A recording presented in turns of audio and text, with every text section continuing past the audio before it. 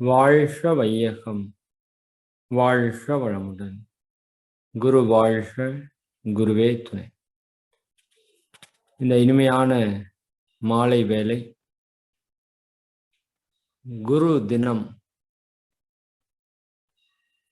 தெய்வீகமான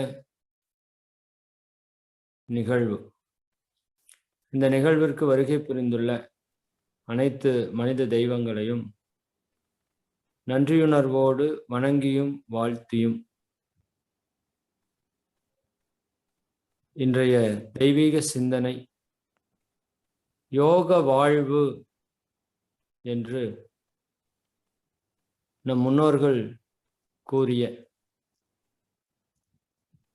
அவர்கள் அனுபவித்த, மகான்களும் ஞானிகளும் அனுபவித்த அந்த தெய்வீக வாழ்வை நோக்கிய ஒரு பயணத்தில் நம்மையெல்லாம் இணைத்து அழைத்து சென்று கொண்டிருக்கக்கூடிய ஞான ரிஷி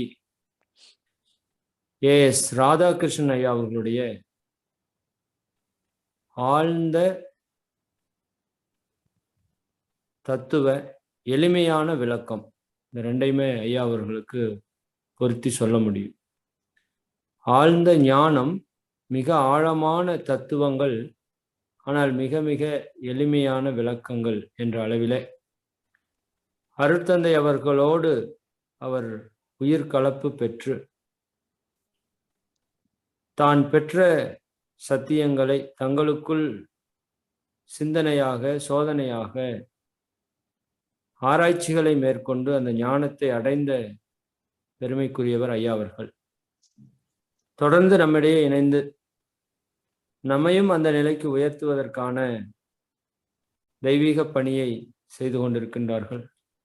ஐயா அவர்களை வணங்கி வாழ்த்தி, யோக வாழ்வு என்கின்ற தலைப்பிலே 4வது தொடர் சிந்தனை உரையாக இன்றைய தினம் ஐயா அவர்கள் நமக்கு அரும்பெரும் ஞான பொக்கிஷங்களை வழங்க இருக்கின்றார்கள். ஐயா அவர்களை வணங்கியும் வாழ்த்தியும் இந்த தெய்வீக சிந்தனையை நிகழ்த்தி கொடுக்குமாறு அன்போடு கேட்டுக்கொள்கின்றோம். வாழ்க வளமுடன். வாழ்க வளமுடன். மதன் ஐயா, என்னுடைய செல்லுல என்னுடைய பிக்சர் வரல, அது ஒரு விளம்பர பிக்சர் தான் நிக்குது. அது இருக்காங்க. நான் இப்போ ஸ்பாட்லைட் கொடுத்துறேங்கய்யா. எஸ், இப்போதான் now it is okay. Now it is okay. Okay. வாழ்க வாழ்க வாழ்க வளமுடன். வாழ்க வையகம், வாழ்க வையகம், வாழ்க வளமுடன். குருவே துணை. குருவின் திருவடி போற்றி, திருவடி சரணம். அனைத்து மெய்யன்பர்களுக்கும் இனிய மாலை வணக்கமும் நல்வாழ்த்துக்கள். அவர்கள் இறைமதன் அவர்கள் கூறியது போல ஒரு யோக வாழ்வை பற்றி ஒரு தொடர் சிந்தனை நாம ஏற்கனவே பேசியிருக்கிறோம். இன்னும் அதை தொடர்ந்து சிந்திக்கலாம். அதற்கு முன்பாக சிறிது நேரம் ஒரு தவம். இங்கு தவம் என்கிற போது நேற்று ஒரு அன்பர் கேட்டிருந்தாங்க, தியானம் செய்வது உடலா மனமா அப்படின்ட்டு ஒரு கேள்வி கொடுத்து, நேற்று என்னுடைய இல்லத்துல சில அன்பர்கள் வருவாங்க, அவங்களுக்காக ஒரு சத்சங்கம். அதில் அவங்க என்னோட கேட்ட கேள்வி, தவம் செய்வது உடலா மனமா? அப்போ ஒரு எளிய முறையில விஷயத்துக்கு வரணும். முதல்ல தவம்னா என்ன, அதுக்கு பிறகு என்னன்னு பார்ப்போம். தவம்னா என்ன? தவங்கிறது ஒரு நிகழ்வு, செயல் அல்ல.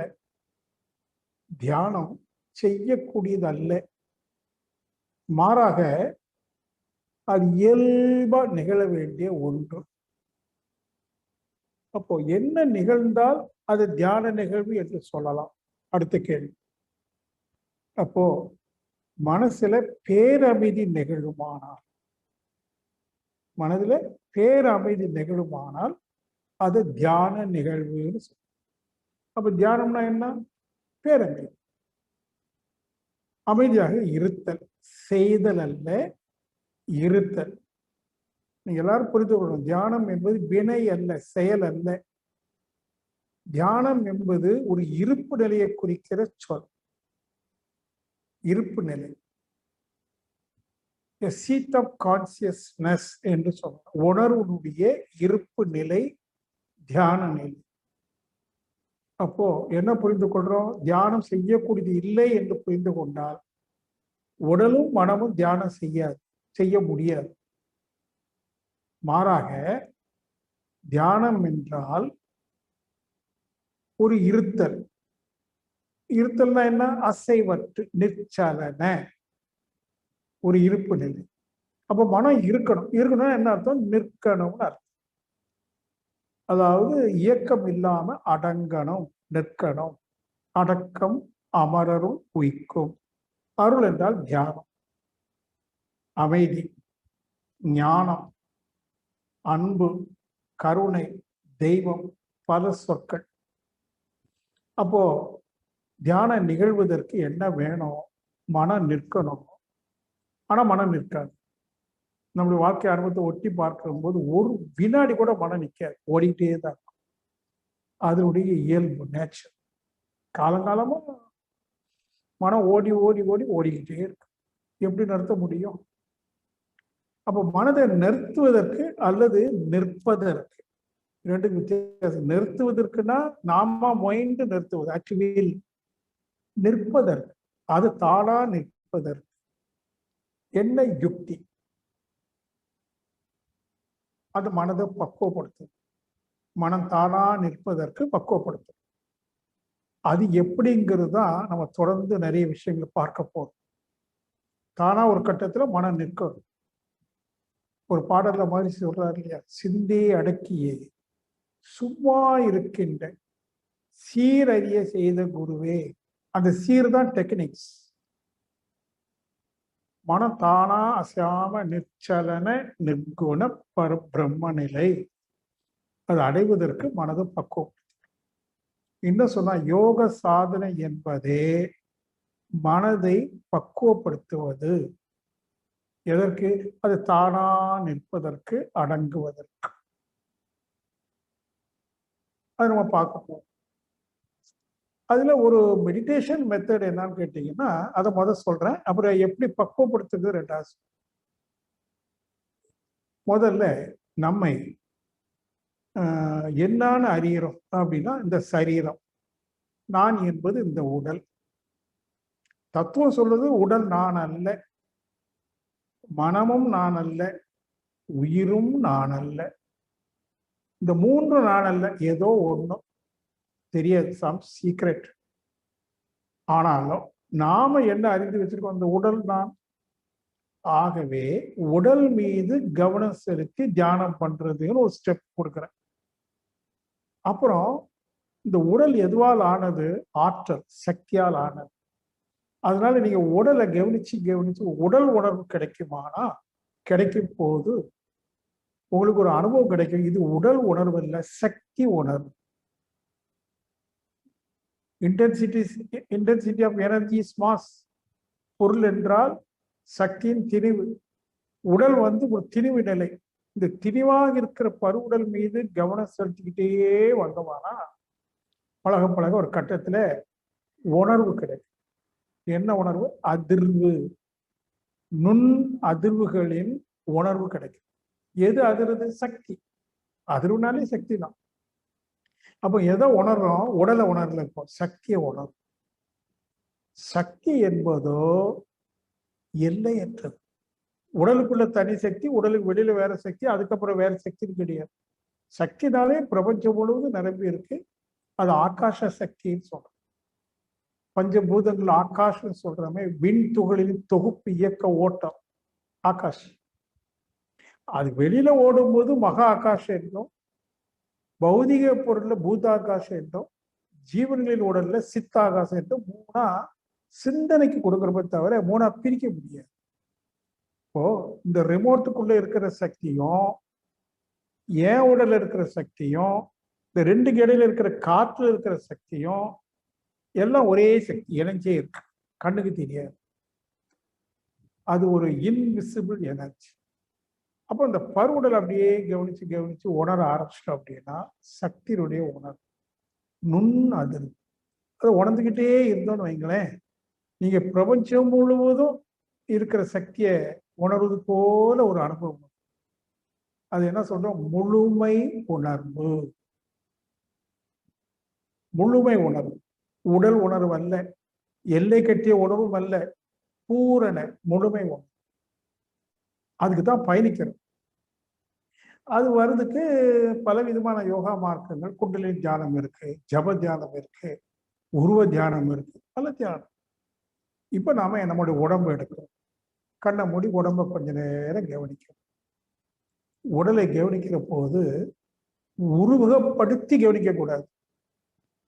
அது இருக்கிறது, அந்த பிரசன்ஸ் ஆஃப் த பாடி, உடலுடைய இருப்பு, அதை கொஞ்சம் சும்மா 2 நிமிஷம் கவனிச்சுட்டு அப்படி லைட்டா மூச்சையும் கவனிச்சுட்டு அதுல ஒரு அனுபவம் கிடைக்கும். அப்புறம் அதை அப்படியே கொண்டு வரும். சரிங்களா?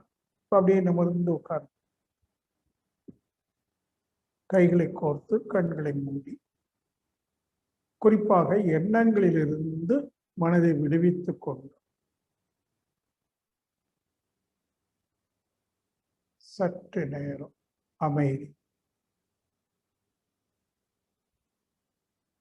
நாம் அமர்ந்துள்ள இல்லம் முழுமையும் நல்ல தெய்வீக ஆற்றலே நிரம்பியன. நாம் அமர்ந்துள்ள இல்லம் முழுமை, அந்த இல்லம் முழுமைன்னு சொல்லும்போது நீங்க உங்களுடைய முழு வீட்டையும் 3 டைமென்ஷன்ல கவனிச்சுட்டு அந்த வீடு முழுவதும் சாம்பிராணி புகை போட்டா எப்படி அது மாதிரி ஒரு சக்தி நிரம்பி இருப்பதாக பாவித்து இறை சக்தி வீடு முழுவதும் நிரம்பி இருக்கு. நாம் அமர்ந்துள்ள இல்லம் முழுமையும் நல்ல தெய்வீக ஆற்றலே நிரம்பின. அது நிரம்பி இருக்கிற உணர்வு. நாம் அமர்ந்துள்ள இல்லம் முழுமை நல்ல தெய்வீக ஆற்றலே நிரம்பின. இப்போ சக்தி ஈர்ப்பு. சக்தின்னா பிரபஞ்சம் முழுவதும் இருக்கிற இறை சக்தி. அதனால அப்படியே கொஞ்சம் மேல போக சக்தி களம், கோடான கோடி நட்சத்திரங்களோடு கூடிய இருண்ட வெளி. அந்த இருண்ட வெளியில தான் பிரபஞ்ச சக்தி, தூய இறை சக்தி நிரம்பி இருக்கு. அந்த இறைவெளி சூழ்ந்து அழுத்துகிற காரணத்தினால அந்த இறை சக்தி அழுத்தப்பட்டு ஒரு அருவி போல உச்சத்தலை நீல நிறத்துல பாவித்துக் கொள்ளும். மேலிருந்து நீல நிறத்துல ஒரு அருவி போல இறை சக்தி உச்சந்தலை அக உடல் மற்றும் புற உடல் அப்படியே பரவுது, அபிஷேகம் பண்ணுவது போல ப்ளூ கலர்ல பாவனை செய்யுங்க.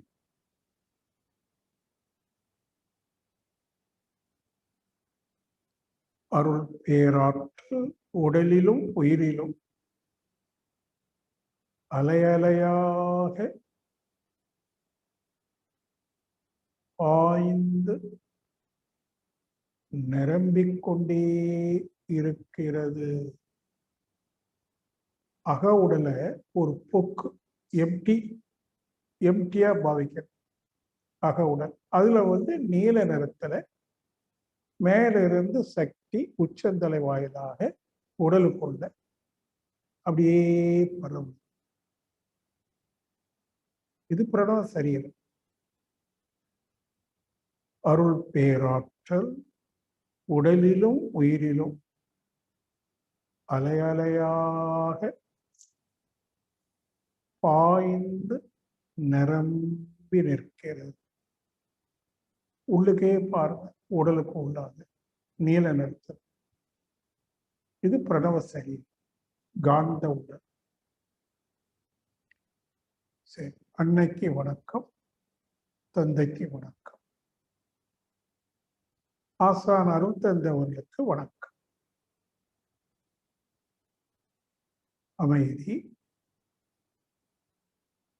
இப்போ உடலை கவனிக்க. உடலை ஒரு கல் சிலை போல பாவித்து, உடல் இருப்பதை கவனித்து உணர்ந்து,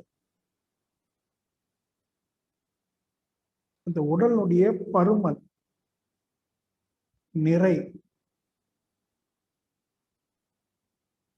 அத உணரணும். உடல் இருக்கிறத உணரணும். உடலுடைய அசைவற்ற தன்மையை உணர்கிறோம்.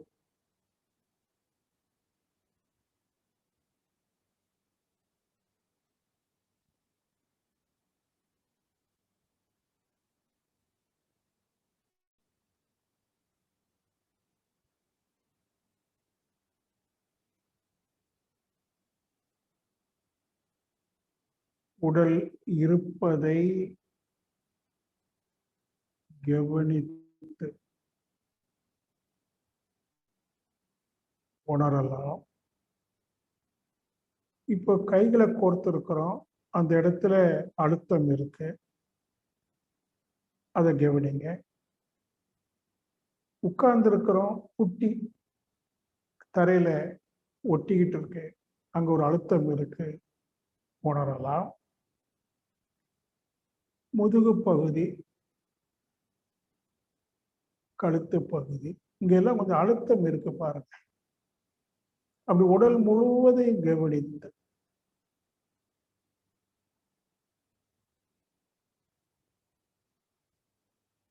உடலின் அசைவற்ற தன்மையை, உடல் இருப்பதை உணர்கிறோம்.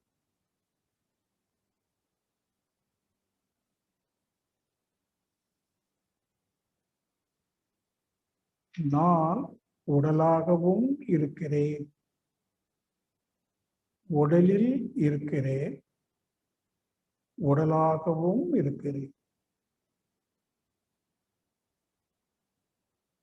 ஒரு புரிதல். உடல் முற்றிலும் நான் இல்லை என்றாலும் உடலாக இருப்பதும் நானே, உடலுக்குள்ளாக இருப்பதும் நானே.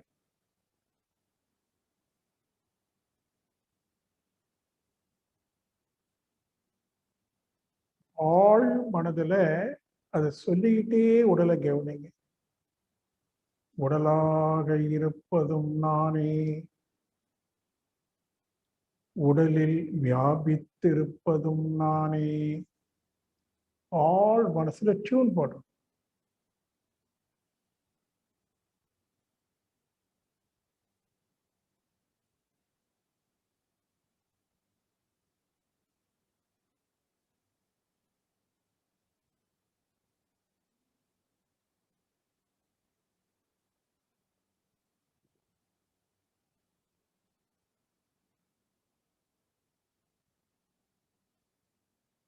டியூன் பண்ணுது. உடலாக இருப்பதும் நானே, உடலுக்குள் வியாபித்திருப்பதும் நானே.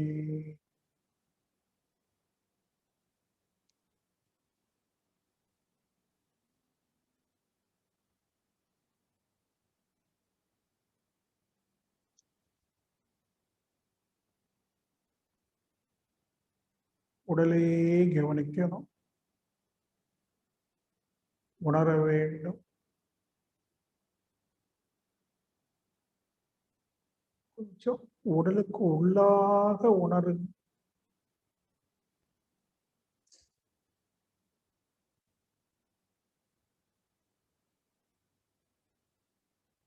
உடலுக்கு உள்ளாக நுண் அதிர்வு அலைகள்.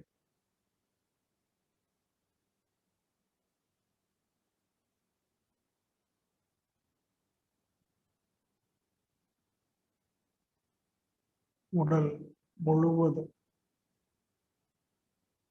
நுண் அதிர்வு அலைகள்.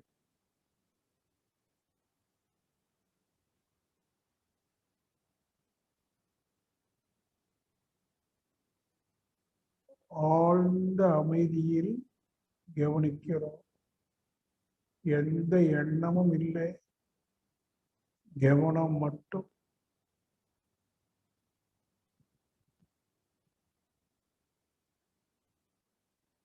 நுண் அதிர்வு அலைகள்.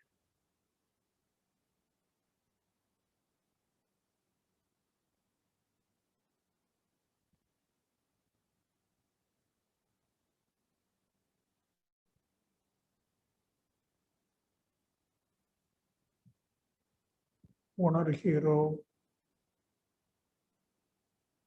ஆழ்ந்த அமைதி.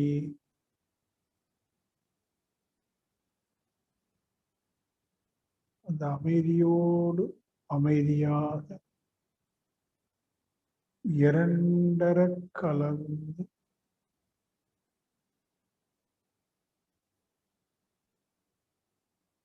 இன்னும் ஆழ்ந்த அமைதி.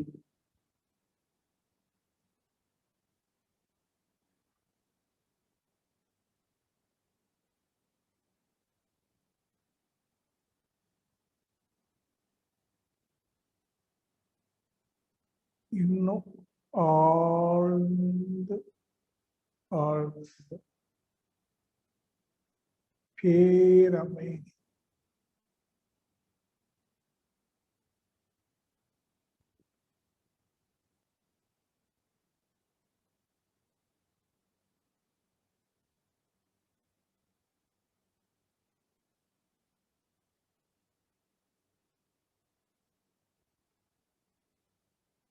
அமைதி. யாதொரு எண்ணமும் இன்றி விடுபட்டு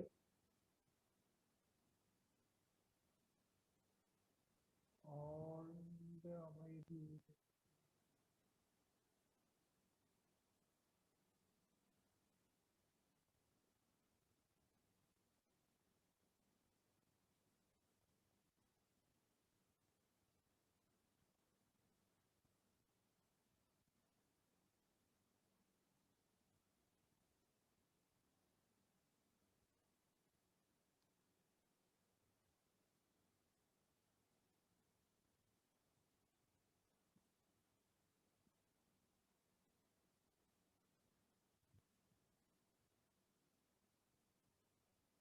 ஆழ்ந்த அமைதியிலே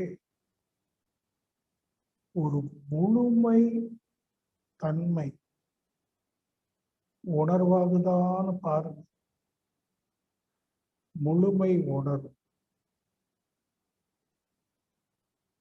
எந்த காட்சியும் இல்லை, நிகழ்ச்சி இல்லை, எண்ணங்கள் இல்லை, இருள் மட்டுமே. எல்லையற்றதாக முழுமையாக உணர்வு.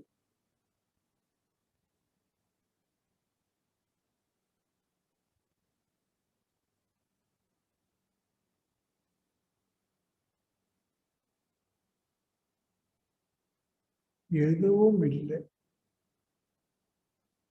இருள் மட்டுமே.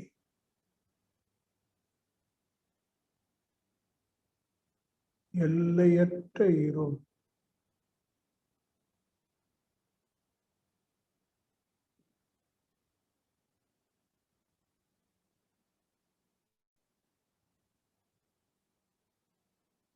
எல்லையற்ற இருள்.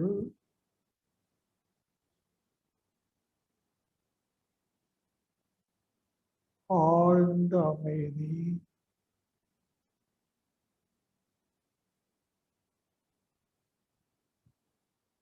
முழுமை.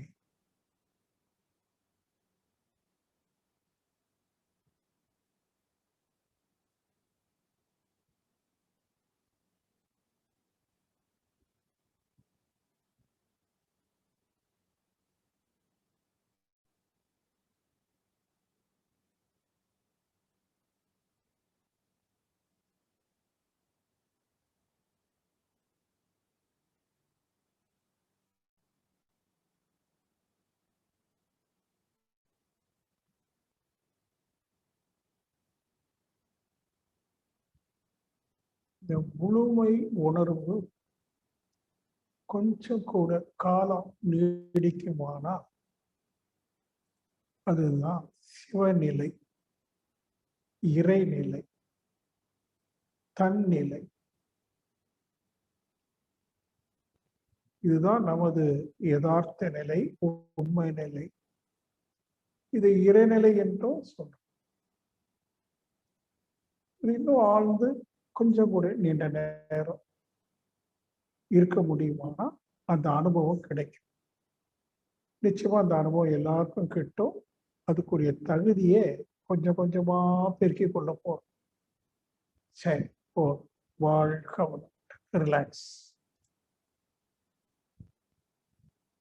வாழ்க வையகம், வாழ்க வையகம், வாழ்க வளம்.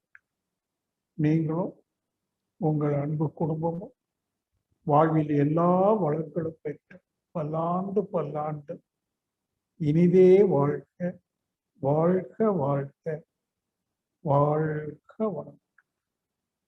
ஓம் சாந்தி சாந்தி சாந்தி. கணத்தருந்துங்கள்.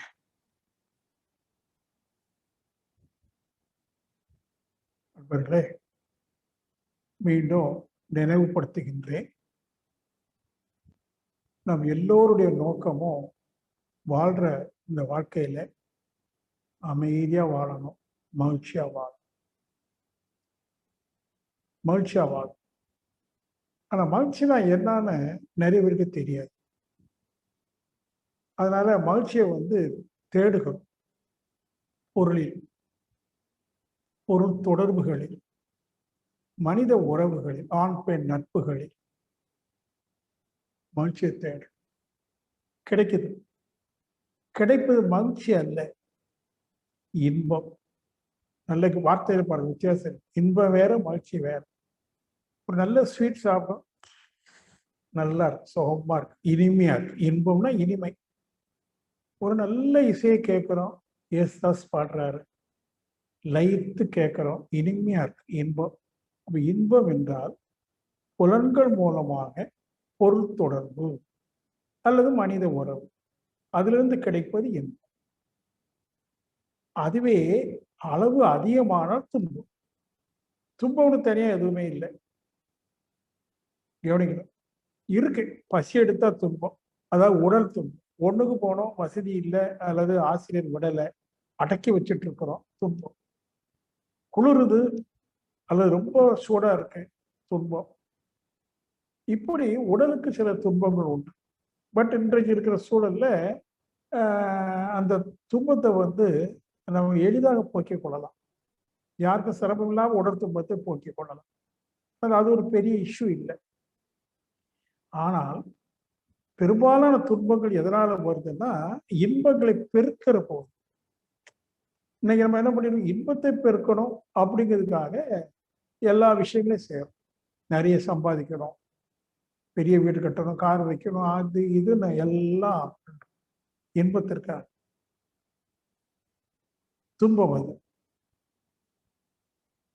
மகிழ்ச்சி என்பது அமைதியினால கிடைக்கக்கூடிய ஒன்று, பை ப்ராடக்ட் என்று சொல்றோம்.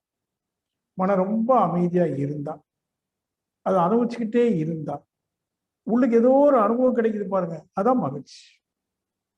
அது ஆங்கிலத்தில் பிளிஸ், பிளிஸ்ஃபுல்னஸ், பிளிஸ்ஃபுல்னஸ், ஒரு ஆனந்தம். அப்ப அந்த மகிழ்ச்சிக்கு எந்த பொருளும் தேவையில்லை, எந்த உறவும் தேவையில்லை. மாறாக நான் மட்டும், ஒன்லி செல்ஃப் எக்ஸிஸ்ட். நல்லா கவனிக்கணும். அந்த இடத்துல மகிழ்ச்சின்னா அமைதி. அமைதி எப்போ வரும்? நான் நானாக அடங்கினால் அமைதி, அதுவே மகிழ்ச்சி. இப்ப எது மகிழ்ச்சி? நான் தான் மகிழ்ச்சி. எது உண்மையில் நானோ அது ஆனந்த சொரூபம், a state of blissfulness. பொருளிலிருந்து கிடைப்பது இன்பமும் துன்பம். அளவோட கிடைச்சா இன்பம், பெருக்குனா துன்பம். மகிழ்ச்சி என்பது நான் நானாக இருப்பது, ஆழ்ந்த அமைதியில ஒடுங்கி அடங்கி இருந்தா மகிழ்ச்சி. அந்த மகிழ்ச்சி அனுபவத்துக்கு வருமானால் ஒரு தெளிவு என்ன ஏற்படும்? வெளியில இன்பத்தை பெருக்கணும்னு எண்ணம் வராது. நல்ல கவனிக்கணும். ஏன்னா மகிழ்ச்சி என்பது இன்பம் அல்ல, அது பன்மடங்கு இன்பம், பேரின்பம். அப்படி வச்சுட்டு பன்மடங்கு அது என்கிட்டயே இருக்கு, நானாக இருக்கேன். நான் 2 வார்த்தை போடுறேன். என்னிடம் இருக்காது, அது உணரும் போது அதுதான் நான், நானாக இருக்கேன். இந்த அனுபவம் வர வர ஒரு அறிவுல தெளிவு. என்னுடைய இன்பத்திற்கு நான் வெளியில ஒன்றும் செய்யறதுக்கு இல்லை. என்னுடைய மகிழ்ச்சிக்கு நான் வெளியில எதுவும் தேட வேண்டிய அவசியம் இல்லை. போட்டி போட வேண்டிய அவசியம் இல்லை. மண்டையை உடைக்க வேண்டிய அவசியம் இல்லை. ஏன்னா நான் தானே மகிழ்ச்சி. இதுதான் உண்மை, பேருண்மை. A real truth. பேருண்மை, a real truth is self is joy. What is a real truth? Self is joy, not material enjoyment, self enjoyment. இதுதான் தத்துவத்தினுடைய உச்சம்.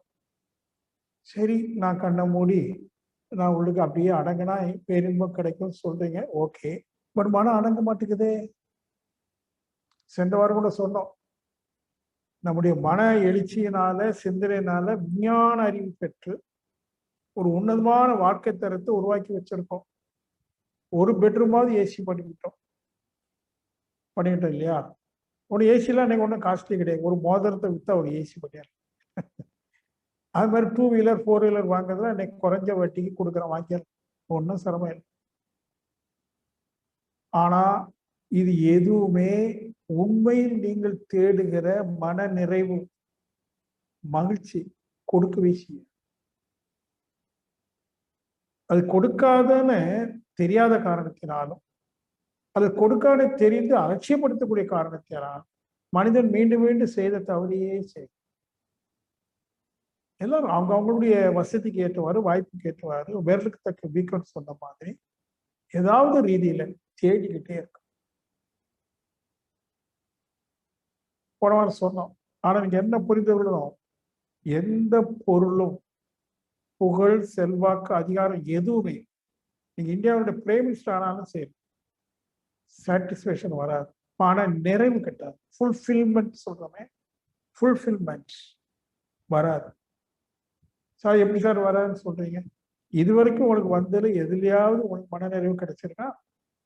எதுலையாவது கிடைச்ச உடனே ஒரு நிறைவு, அடுத்த ஒரு சில நாட்கள்ல, ஒரு சில மணி நேரத்துல போயிடும். இந்த செக்ஸ் அர்ஜின்னு சொல்றோம், பால் உணர்வு கிடைக்கிறது வரைக்கும் அந்த உணர்வு எப்படி அப்படி ஆடுது தலைக்கு மேல, முடிஞ்சு போச்சு, முடிஞ்சு போச்சு. அப்புறம் அதுல ஒண்ணு இல்லை, சப்புன்னு வரும். ஏன்? உண்மையில் எதுவும் இன்பம் இல்லை. ஒரு நல்ல கச்சேரி இசையை கேட்குறீங்க, எவ்வளவு நேரம் கேட்பீங்க? சோர்வாகிடும். எனக்கு இயற்கை காட்சியை பார்க்கணும்னு ஏதாவது மலைக்கு காட்டுக்கு போறோம், எவ்வளவு நேரம் பார்க்க முடியும்? ஊருக்கு போயிடலாம். ஸோ இக்கரைக்கு அக்கறை பச்சை மாதிரி இது ஒரு ஆசிலேஷன், ஒரு ஃப்ளக்சுவேஷன் மனதுக்கு இல்லை.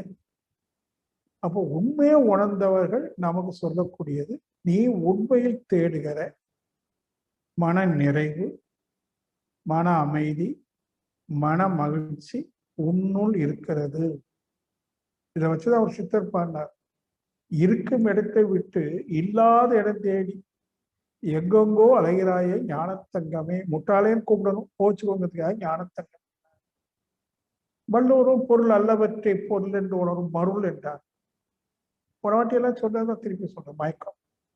ஸோ இப்போ என்ன வேணும்? நீங்க புரிந்து கொள்ளணும். ஆரம்பத்துல நம்பிதான் ஏற்றுக்கொள்ளணும். சரி, வெறும் நம்பிக்கை வேண்டாம், அறிவுபூர்வமா நம்பலாம் என்பதற்காக உங்களுக்குள்ள பேரின்பம் இருக்கு என்பதற்கு சாமிஜி அவங்க ஒரு விஞ்ஞான தத்துவத்தை கொடுத்திருக்காங்க. பிற்பாடு நம்ம பார்க்கலாம். அது பேரு காந்த தத்துவம். அந்த காந்த தத்துவத்துல என்ன சொல்லி புரிய வைக்கிறாரு? நமக்குள்ள இருக்கிற சக்தி இருக்கு, அந்த சக்தியை உணர்ந்துட்டா அதுதான் பேரானந்தம், மகிழ்ச்சி. Proof, scientific proof. அது நம்ம அப்புறம் பார்ப்போம். ஆனா இப்போ நீங்க கொஞ்சம் நம்பிக்கை இருக்கு. நம்ம மனதினுடைய ஆழத்துல, ஏன்னா மனதுக்கு இயக்க வேகம்னு இருக்கு, பல படித்தளங்கள் இருக்கு இல்லையா? சாதாரணமா மனிதனுடைய மன வேகம் வினாடிக்கு வினாடியில ஒரு சொடக்கு நேரத்துல 14 சுற்றுக்கு மேல. சாதாரணமா 20, 25, 30 தான் இருக்கும். ஏன்னா நம்ம எப்பவுமே உணர்ச்சி வசப்பட்ட மனோநிலையில் இருக்கிறதுனால அது 20, 25, 30ன்னு இருக்கும். இந்த போலீஸ்காரங்க அவங்கெல்லாம் 40க்கு மேல. ஏன்னா அவங்களுக்கு எப்பவுமே டென்ஷனபிள் ஜாப் அது. மேல இருக்கிறவனுக்கும் பதில் சொல்லணும், கீழே இருக்கிறவனுக்கும் பதில் சொல்லணும். அவனுடைய தொழில் அப்படி. பாவம், அந்த தொழில் இருக்கிற பாவம். நம்ம ஏதோ அவங்கள சில டைம் திட்டுவோம், அது ரொம்ப கஷ்டம். அப்படி இருக்கும், வேகமா இருக்கும், மனநிலை வேகம். இந்த பிரைமரி ஸ்கூல் டீச்சர்ஸ் இருக்காங்க பாருங்க, அவங்களுக்கு ஒரு 15, 16 இருக்கலாம். ஏன்னா குழந்தைகளோடு விளையாடுறாங்களா இல்லையா, குழந்தைகளா மாறிடுவாங்க. ஒரு சிலருக்கு இயல்பாகவே அமைதியான ஆளா இருப்பாங்க. அமைதியாக இருந்தாலும் 14க்கு மேலதான் இருக்கும். இது என்ன சொல்றோம், பீட்டா வேவ். கொஞ்சம் கண்ணை மூடி தூங்க போறோம், தூக்கம் அப்படியே வருதுன்னு கூட தெரியுது, 14 கீழே இறங்கும், அப்புறம் அப்படியே இன்னும் டீப்பா தூங்கல, கூப்பிட்டா எழுந்திரிச்சுவோம். அந்த அளவுக்கு தான் தூக்கத்துக்குள்ள போயிட்டே இருக்கணும். 14 கீழே போயிட்டே இருக்கிறோம் 9 வரைக்கும். இது ஆல்பா ஸ்டேட்.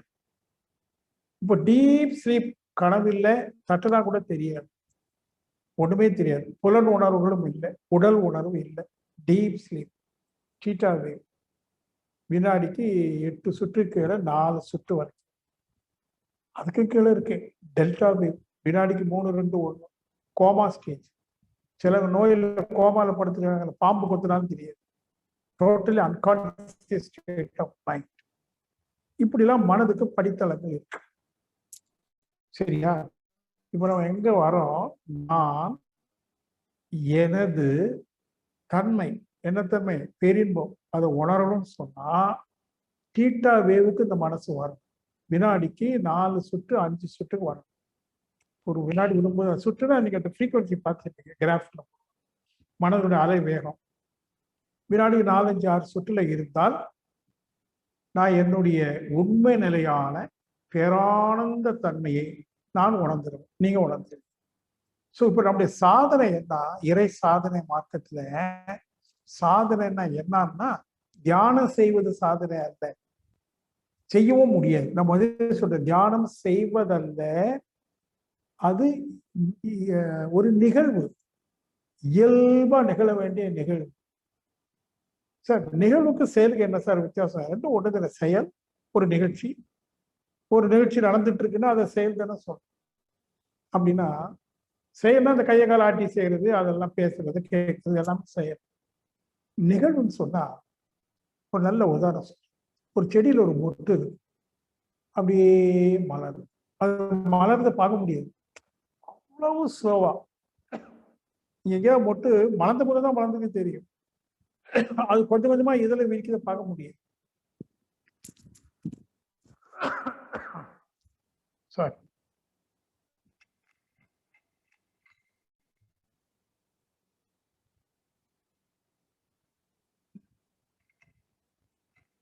மொட்டு மலருது இல்லையா, அது நிகழ்வு. ரொம்ப சிரமப்படாம நிகழ்வு என்றால் சிரமம் இல்லை, முயற்சி இல்லை, தானா சுயம்பூன்னு வார்த்தை பாருங்க, அதான் நிகழ்வு, தானா நிகழ்வு. அதனால தியானம் தானா நிகழும். மனதை பக்குவப்படுத்தணும். எதுக்கு? அது வேகமா ஓடுற மனசை குறைச்சு தீட்டா வேவ், குறைந்தபட்ச இயக்கத்துக்கு கொண்டு வந்தோம்னு சொன்னா உங்களுக்கு நிகழ்வுக்கு தெரியும். சுயம்பு, சுயமே சுயம், தானா நிகழும். என்ன நிகழ்வு? மகிழ்ச்சி. எந்த முயற்சியும் எடுக்கல, ஒரு சிரமமும் இல்லை, தானா. ஆனா அப்படி நிகழ்வதற்கு மனதை பக்குவப்படுத்தும். இதுதான் முக்கியம். சாதனை என்பது மனதின் இயக்க வேகத்தை தியானத்தின் மூலமா, தியானம் பண்ணும்போது கொஞ்சம் குறையும், தியானம் முடிஞ்சாலும் ஓடியும். நீங்க பாருங்க, நல்ல தியானம் பண்ணி பழகிட்டீங்கன்னா, கதவெல்லாம் அடைச்சு போட்டுட்டு உட்கார்ந்தீங்கன்னா நிச்சயமா ஆல்பா டீட்டா கூட வரும். கதவை திறந்து வெளியில போறீங்க, நீங்க கழட்டி போட்ட செருப்பை காணோம். உடனே எதிர்பாருங்க முன்னாடிக்கு 30க்கு. ஏன்னா 1000 ரூபாய் கொடுத்து வாங்கி 1 வாரம் தான் ஆச்சு. அங்க அறிவித்தூர்களுக்கு போனோம், அல்லது ஒரு தவ மையத்துக்கு போனோம், வெளியில கழட்டி போட்டோம், உங்களுக்கு போய் உட்காந்து தியானம் வந்தோம், செருப்பை காணோம். நிக்குமா டீட்டாவில் நிக்குமா, ஆல்பால தான் நிக்குமா? கொஞ்சம் ஆலோசிங்க. அப்படித்தானே போயிட்டு இருக்கு போ. வீட்டோட சொல்றவங்க வாழ்க்கை தெரியும் சொல்லுவாங்க, என்னங்க தியானம் பண்ணி கண்டீங்க, சின்ன விஷயத்தை நீங்க இவ்வளவு பெருசுபடுத்தி இப்படி கத்துறீங்களே, நான் என்ன சொன்னேன்னு புரிஞ்சுக்க கூட இல்லையே. வீட்டுல பிரச்சனை வருது, உங்க வீட்டு எல்லா வீட்லயும், என் வீட்லயும் தான். அப்ப இதுக்கு என்ன காரணம்? மனப்பக்குவம் ஆகுது. வற்புறுத்தி தியானம் பண்ணி அங்க ஒருத்தர் கூட்டத்தவன் நடத்துறாரு, அவருடைய டியூனிங்ல உங்க மனம் அப்படியே கீழே போனது. இந்த முருக மரம் ஏறதுன்னு சொல்லுவாங்களே வேதாளம், அந்த மாதிரி வெளியில வந்தானே ஏறி. அது வரல தியானம். தியானம் என்பது 24 மணி நேரமும் நிகழும். நீங்க குளிக்கும் போது, துணி துவைக்கும் போது, சமைக்கும் போது, வேலைக்கு போகும்போது, வியாபாரம் பார்க்கிற போது, உடல் வேலை செஞ்சுக்கிட்டே இருக்கணும். மனம் கூட கணக்கு போடலாம், ஆனா மனம் அமைதியா இருக்கும். ஆல்பால இருக்கணும்னு வைங்களேன். அந்த அளவுக்கு மனசை பக்குவப்படுத்தணுமானால் அது சிந்தனையின் மூலமாக கடந்த கால அனுபவத்தையும் கையில வச்சுக்கிடணும். சுவாமிஜி மாதிரி பெரிய மகான்கள் அவங்களும் அனுபவத்தை ஒட்டி சில விஷயங்கள் சொல்லித்தராங்க இல்லையா, அது பெரியவங்களுடைய அறிவு உரை.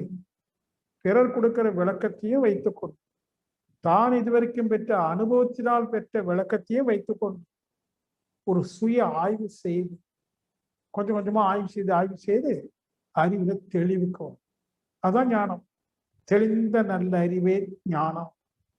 இப்ப என்ன ஞானம் அடைஞ்சிருக்கோம்? மனசை எப்படி பக்குவப்படுத்துவது தெரிஞ்சுக்கிட்டோம். இனி பக்குவப்படுத்துறோம். இதுக்கிட்ட 2 or 3 years ஆகலாம். ஏன்னா ஜென்மாந்திரங்களை கொண்டு வந்த பதிவுகள் எல்லாம் 10 நாள் 20 நாள்ல போய்க்கிற முடியுமா? ஸோ இப்போ உங்களுடைய சாதனை மனதை பக்குவப்படுத்தல். பக்குவம் ஆயிடுச்சுங்கிறதுக்கு என்ன அடையாளம்? அது வேணுமே. உங்களை ஒருத்தர் கேட்கலாம், சார் நான் பக்குவமா தான் இருக்கேன்னு நீங்க சொல்லலாம். அப்ப அது என்ன அடையாளம் என்றால் ஒரே ஒரு அடையாளம், சமாதானம். நான் இப்போ ஒரு 10-15 ஆண்டுக்கு மேலாகவே வற்புறுத்தி பக்கணும் சொல்வது, தியானம் அப்புறம் பண்ணிக்கிடலாம், அவசரம் இல்லை, இப்ப நம்ம பண்றது தியானமும் அல்ல, ஏதோ ஒரு முயற்சி, கான்சன்ட்ரேஷனுக்காக ஒரு முயற்சி எடுத்திருக்கோம். ஆச்சா, தியானம் என்பது எப்போ நிகழும் என்றால் சமாதானம். இப்ப நான் ஒரு 10-15 ஆண்டு காலமாக இதை தான் வற்புறுத்திட்டு வரேன். சமாதானம் அடைகிறவன் பாக்கியவான். திருக்குறள்ல ஒரு நல்ல பாடல் இருக்கு, முடிஞ்ச எனக்கு எடுத்து பாரு. சுட சுடரும் பொன்போல் ஒளிர்விடும் துன்பம் சுட சுட நோற்பிற்பவர். ஒரு நெருப்புல தங்கத்தை போட்டா அது சூடு ஆக ஆக ஷைன் ஆகும். சுட சுடரும், ஷைன், சுட பொன்போ தங்கத்தை போல. யாரு துன்பத்தை சுட சுட ஏற்றுக்கொள்றாங்க அவங்க அறிவுல ஷைனிங். அப்ப துன்பப்படுகிறவன் பாக்கியவான் தானே. நான் இப்போ ஒரு விஷயத்துக்காக இடையில சொல்லிக்கிறேன். இப்போ நம்ம துன்பம் வந்தா என்ன செய்யறோம்? ஆண்டவரே என் துன்பத்தை போக்குன்னு சொல்றோம். தப்பு இல்லையா? அதான் என் பாக்கியம் வேண்டாம், நீ எடுத்துக்கோ, துன்பப்படுகிறவன் பாக்கியவான்னு சொல்லிக்கிட்டு துன்பப்படும்போது கோயிலுக்கு போயிட்டு இறைவா என் துன்பத்தை போக்குன்னு சொன்னா என் பாக்கியத்தை எடுத்துக்கோ, எனக்கு பாக்கியம் வேண்டாம்னு சொல்ற. எவ்வளவு பெரிய முரண்பாடு பாரு. நான் உங்கள்கிட்ட நீங்க ஆனாலும் இறைவன் துன்பத்தை போக்குன்னு கேட்காதீங்கன்னு சொன்னேன்னு வைங்க, நீங்க என்ன சொல்றீங்க? என்ன சார் முரண்பட்ட கருத்து சொல்றீங்க? ஒரு கஷ்டம் வரும்போது அந்த கஷ்டத்தை போக்குது நான் யார்கிட்ட போய் முறையீடு செய்வது? இறைவன் தானே. இறைவா, முருகா, என் துன்பத்தை போக்கு சொல்றமா இல்லையா? ஆனா வள்ளுவரும் சொல்லியிருக்காரு, இயேசுவும் சொல்றாரு, முருகனும் சொல்றாரு. முருகன் படத்துக்கு கீழே எழுதியிருக்கு, யாம் இருக்க பயமே. முருகன் கோயிலுக்கு போய் சாமி கூப்பிட்டோம், துன்பத்தை போக்க சொல்றோம். முருகன் சொல்றாரு, நான் இருக்கிறேன், நீ ஏன் கவலைப்படுற? ஓ, அது நான் உன் துன்பத்தை போக்கிறேன்னு அவர் சொல்லலை, நான் இருக்கேன், நீ கவலைப்படாத அப்படின்னு. அந்த துன்பமாக இருப்பதே இறைவன் தான். இது ஒரு பெரிய விஷயத்தை புரிந்து கொள்ளும். ஸ்கூல்ல டீச்சர் பையனை பெரும்பாலும் அடிக்கிறார், துன்பம். அந்த துன்பத்தை கொடுப்பது ஆசிரியர். உண்மையில அவனுக்கு துன்பத்தை கொடுக்கிறாங்களா, நீ தவறு செய்கிறாய் என்று சுட்டி காட்டுறாங்க. நம்ம அறியாம தவறு பண்றோம், யாராவது சுட்டி காட்டாதே தவறு திருத்த முடியும். அப்போ துன்பம் என்பது சுட்டி காட்டக்கூடியது, ஒரு அறிகுறி, ஒரு சிம்டம். நீ தவறு செய்கிறாய், தெரிஞ்சுக்கோ. அப்ப துன்பப்படுகிறோம் பாக்கியவா. அப்போ இப்போ நம்ம மீண்டும் ஆழ்ந்த அமைதிக்கு வரணும். நான் என்ன உணரணும், மனநிறைவு அடையணும்னு சொன்னா பக்குவமாகணும். முதல் பக்குவம், எந்த துன்பத்தையும் துன்பமாக எடுக்காது. எவ்வளவு பெருசா இருந்தாலும் உடனே ஞாபகத்துக்கு வரும், துன்பப்படுகிறவன் பாக்கியமா. முடிஞ்ச உங்க வீட்டுல எழுதி வைங்க, அழகா ஒரு பேப்பர் எழுதி ஒட்டியிருக்கு, துன்பப்படுகிறவன் பாக்கியம். அது வள்ளுவரும் சொல்லிட்டார், அந்த குரலை பார்த்து. சுடரும் பொன்போல் ஒளிர்விடும் துன்பம் சுட நோக்கிருப்பவருக்கு. ஏன் நான் 2 பேர் கூப்பிடுறேன்னு சொன்னா அப்பதான் நீங்க ஏத்துக்க முடியும். ராதாகிருஷ்ணன் ஏத்துக்க முடியாது, நான் ஒரு சாதாரண மனிதன். ஆனா வள்ளுவர் ஞானி, இயேசு ஒரு மகான். முருகனை நாம இறைவனாக பார்க்கிறோம், அவரும் சொல்றார் யாம் இருக்க பயமே. அப்போ முதல்ல மனப்பக்குவத்தை ஒண்ணும், எந்த துன்பம் வந்தாலும் நீங்க அதை துன்பமா எடுத்து சிரமப்படாது. மாறாக அந்த துன்பத்தை தரக்கூடிய ஒரு சூழல் இருக்குல்ல, ஒரு பிரச்சனை, சம் ப்ராப்ளம் தானே துன்பம் தருது, ப்ராப்ளம் தானே. அந்த இடத்துல கொஞ்சம் பொறுமையா அதை ஏத்துடுங்க. ஃபர்ஸ்ட் ஸ்டெப்ல எந்த துன்பம் வந்தாலும், பிரச்சனை வந்தாலும் ஃபர்ஸ்ட் அக்செப்ட். நோய் வந்துருச்சு, குதிக்காது. லேப்ல போய் டெஸ்ட் பண்ணிட்டு வந்துடும், ஏதோ ஒன்று பெருசா சொல்லிட்டான், ஐயோ வந்துருச்சுன்னீங்கன்னா நீங்க டென்ஷன் ஆகுது.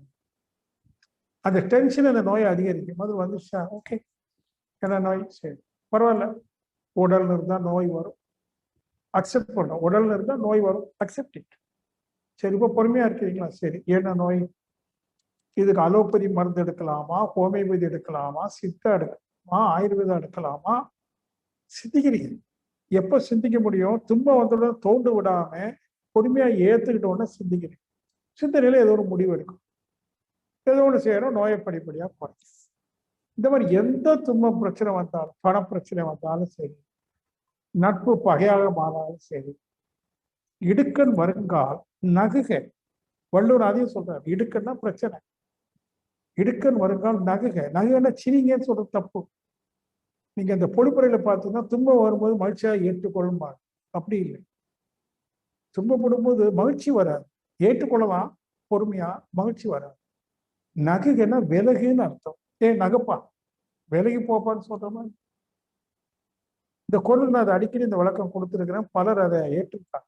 இடுக்கண் வருங்கால் நகுக, விலகு, மற்ற விலகாம அடுத்து ஊர்வது, அகது ஒப்பது இல். நீ அந்த பிரச்சனைக்குள்ளேயே கொண்டு நீ உன்னை இன்வால்வ் பண்ணேன்னா அதை விட பெரிய பிரச்சனை இல்லைங்கிறார். வீட்டோட சொல்லுவோம், அது ஒரு சின்ன இஷ்யூ, அதே நீ பெருசுபடுத்துறேன்பா. ஸ்மால் ப்ராப்ளம், அது நீ ஏன் பெருசுபடுத்துற? அப்படி நல்லா புரிந்து கொள்ளுங்க. எந்த பிரச்சனை வந்தாலும் அதுக்கு தீர்வு இருக்கு. முதல் புரிதல், எந்த பிரச்சனைக்கு தீர்வு இருக்கு. திறக்கப்படாத பூட்டுகளே இல்லை. பூட்டு தயாரிக்கும் போதே சாவியும் தயாரிக்கிறான். சாவியை தான் இப்ப தேர்ந்தெடுக்கணும், எந்த சாவி இந்த பூட்டு திறக்கிறதுக்கு ஆகும். அவ பிரச்சனை எதுவா இருந்தாலும் இதுக்கு எதை கொண்டு தீர்வு செய்யணும், you have to solve the problem. அது என்ன வேணும், ஃபார்முலாஸ் வேணும். ஸ்கூல்ல படிக்கும்போது கணக்கு போடுவாங்க, கணக்கை விடை பார்க்கணுமானா அதுக்கு இது வேணும், ஃபார்முலா வேணும், வாய்ப்பாடு வேணும். வாய்ப்பாடு படிச்சிருந்தா ஒரு கணக்கு இருந்ததுன்னா உடனே டக்குன்னு எழுதிடும், 16 பெருக்கள் 16 256 எழுதிடும். இல்ல அது எப்படி டிஜிட் பை டிஜிட் மல்டிப்ளை பண்ணணும். இது how to solve the problems, கணக்கை எப்படி சால்வ் பண்றது. அது மாதிரி பிரச்சனைன்னு சொல்றது ஒரு கணக்கு தானே, ப்ராப்ளம் தானே. ஹவு டு சால்வ் இட், அதுக்கு நம்ம சில ஃபார்முலாஸ். முதல் ஃபார்முலா, எந்த பிரச்சனை வந்தாலும் அதை துன்பமாக எடுக்காம ஒரு பிரச்சனை, ஒரு அசௌகரியம் தரக்கூடிய பிரச்சனை. சௌரியமா இருந்தோம், ஒரு பிரச்சனை வந்துருச்சு, அசௌகரியமா இருக்கு, துன்பம் இல்லை, அசௌகரியமா இருக்கு, ஒரு டிஸ்கம்ஃபர்ட். ஓகே, அதை அக்செப்ட் பண்ணி அப்புறம் பொறுமையா எப்படி அதோட வீரியம் என்ன, இந்த பிரச்சனை எதை சேர்ந்தது. அப்ப இதுக்கு வந்து நான் சொல்லலை, உங்களுக்கு தெரியும். இந்த கவலை ஒழித்தல்னு ஒரு அதிகாரம் இருக்கு இல்லையா, அதுல ஒரு 4 ஸ்டேட் கொடுத்துருப்பாங்க. சில துன்பங்களை வந்து உடனடியாக கவனிக்கணும், immediate you have to solve it. சிலது வந்து போஸ்ட்பான் பண்ணி ஒத்தி வச்சு, சிலதை வந்து அனுபவிச்சுதான் தீர்க்கணும், சிலதை அலட்சியப்படுத்தணும், இக்னோர் இட். இப்படி ஒரு 4 இருக்கு. நான் அதை சொல்லி டைம் வேஸ்ட் பண்ணலை. நீங்க என்ன பண்ணணும், இந்த கவலை ஒழித்தல்னு மனவளக்கலை புக்கில் அதிகாரம் இருக்கு, அதை எடுத்து நல்லா படிச்சு அதை ஃபாலோ பண்ணீங்கன்னா எந்த பிரச்சனையா இருந்தாலும் சால்வ் பண்ணும். இப்போ ஒரு என்ன நம்பிக்கை வேணும், ப்ராப்ளம் எது வந்தாலும் என்னால் தீர்வு செய்ய முடியும், எனக்கு அதுக்குள்ள புத்தி இருக்கு, ஸோ நான் சமாதானம். சமாதானம் எப்போ வருது, பிரச்சனைகளை கண்டு அஞ்சாம கவலைப்படாம ஐ know how to solve it. கவலை ஒழித்தல 4 தலைப்பு இருக்கு, அதன் ரீதியில நான் தீர்வு கண்டுக்கிறேன், அதனால நான் ஒன்றும் ஒரி பண்ணல, அச்சம் கொள்ளல. எப்போ அச்சமும் கவலையும் இல்லையோ அந்த மனதை என்னன்னு சொல்றோம், சமாதானம். சமாதானம்னா சமநிலை, இக்லிபிரியம், நோ ஃபிளக்சுவேஷன், இக்லிபிரியம், சமநிலை. மனம் எப்போ சமநிலைக்கு வருதோ தட் மொமெண்ட், ஒரு செகண்ட் கூட வெயிட் பண்ணாது, நின்றும். Stillness of the equilibrium, stillness ரெண்டும் ஒண்ணுதான். மனம் நின்றால் சிவநிலை, அசைந்தால் சக்தி நிலை. இப்போ நம்முடைய யோகாவுடைய நோக்கம் என்ன, மனதை நிக்கணும், நிறுத்தணும், அதுவா நிக்கணும். நீங்க உங்க மனதை சமாதானப்படுத்திட்டீங்கன்னா, அதுதான் எஃபர்ட் எடுக்கிறீங்க, பக்குவப்படுத்த மனதை சமாதானப்படுத்திட்டீங்கன்னா மனம் நிற்கும். இதுக்குதான் நீங்க இப்போ முக்கியத்துவம் கொடுக்கும். உண்மையில இருந்து இறையை உணர்வதற்குரிய சாதனை மார்க்கம் வழி என்னவென்றால் சமாதானம் அடைதல்.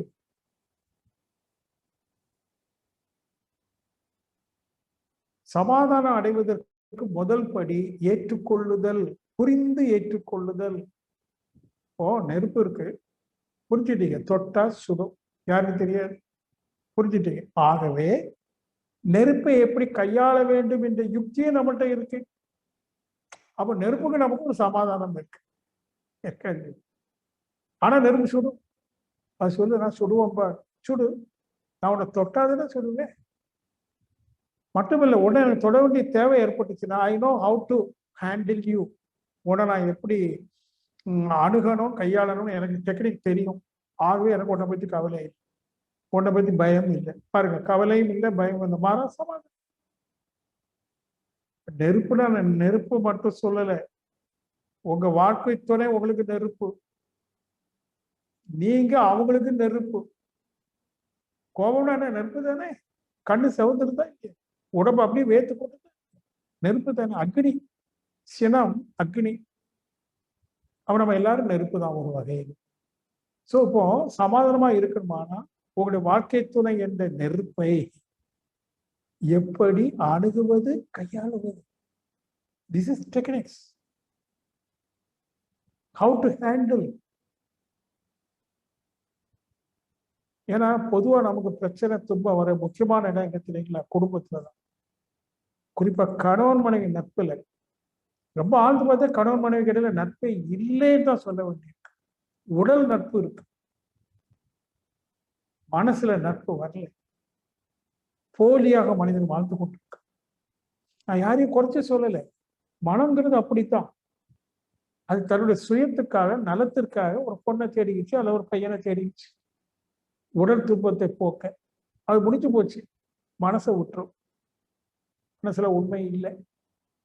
ஏன் உண்மை இல்லை, மனம் உண்மை இன்னும் உணரவே இல்லையே. Mind is myth. மனம் ஒரு மாயா, மாயா விளையாட்டு விளையாடு. கண்ணே மூக்கே பேசும், எவ்வளவு அழகா இருக்கு. பையன் பார்த்து ஏன் அவன் இன்னைக்கு அவனுக்கு தேவை முடிஞ்சு போச்சு. சனியனே அப்புறம் திஸ் இஸ் மை நட்பு வரல, உண்மை வரல. ஏன் வரல? உண்மையை உணரல.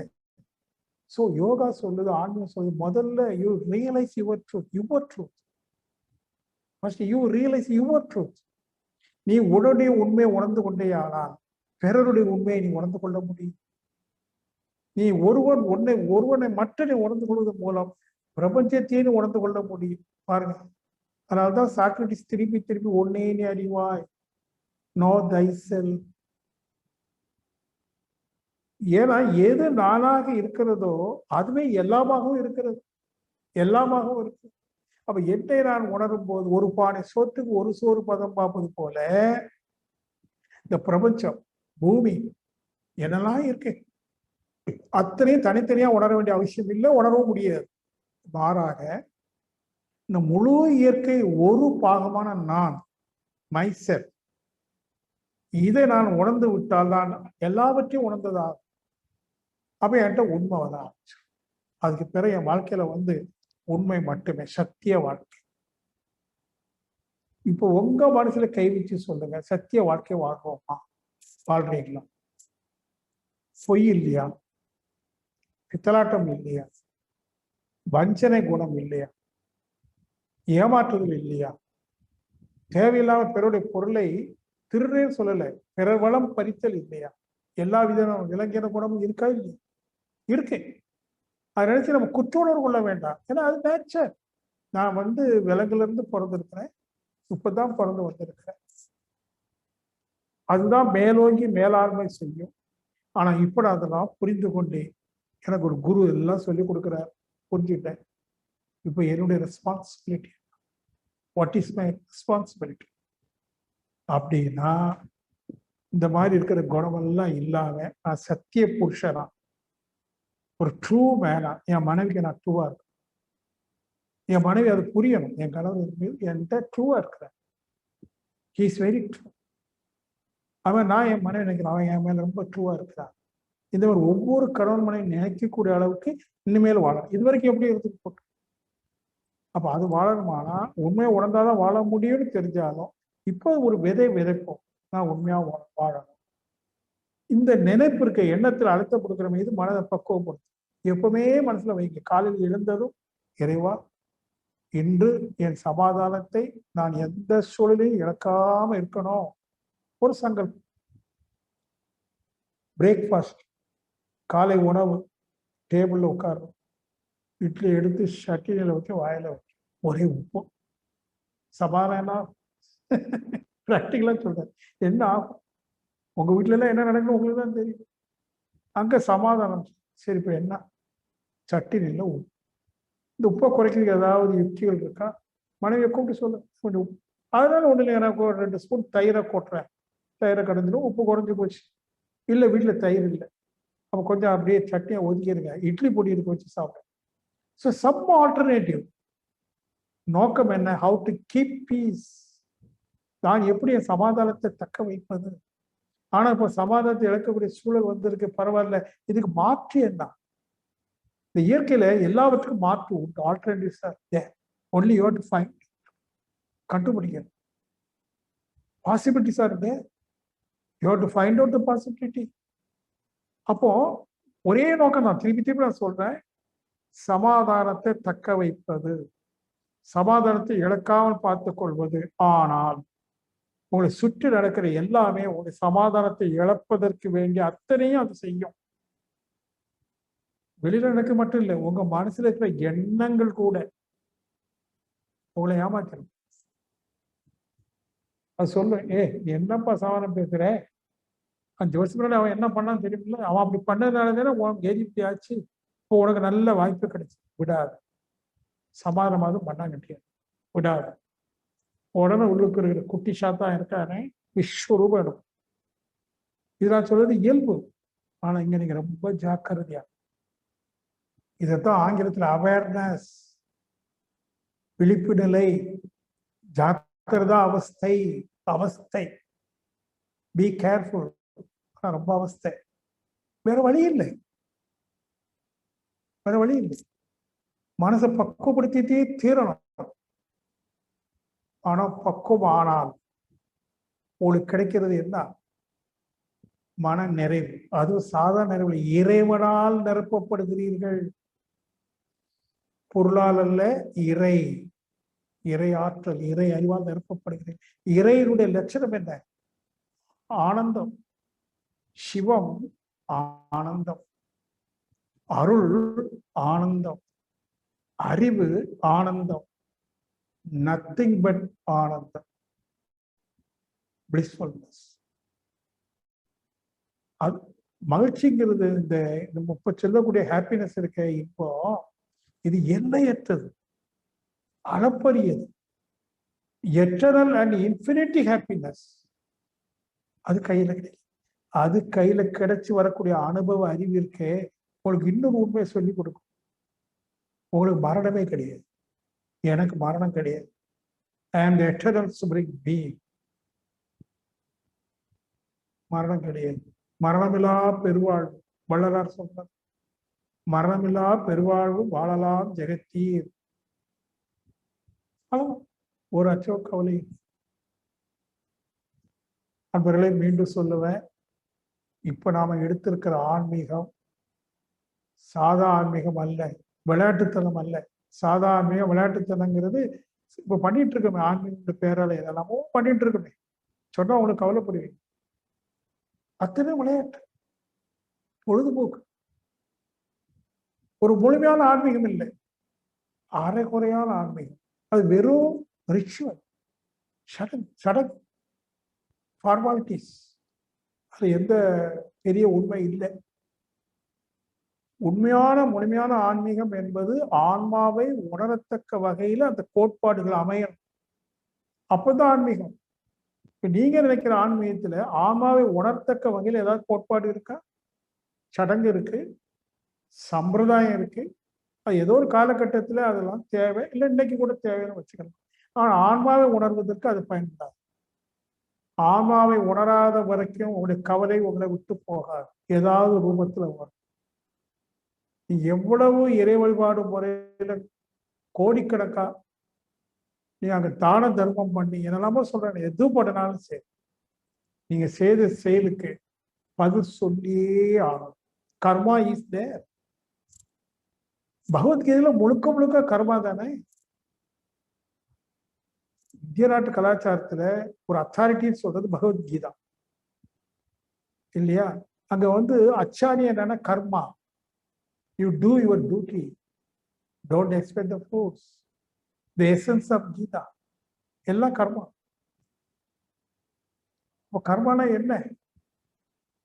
என்ன கர்மா நிகழ்ந்திருக்கோ அதுக்கேற்ற விளைவு, பரிகாரம் கிடையாது. அப்போ இதுல இருந்து எப்படி விடுபடுவது? வேற ஒண்ணும் இல்லை. ஒன்னை நீ உணர்ந்து கொள்வதன் மூலம் அனைத்து வினை பதிவுகளிலிருந்து விடுபடலாம். ஏன்னா உண்மையான நான் இருக்கே மூலப்பொருள், அதை எந்த பதிவும் இன்னும் டச் பண்ணவே இல்லை. ஆன்மா இஸ் அன்டச்சபிள், எதுவும் தொடருது.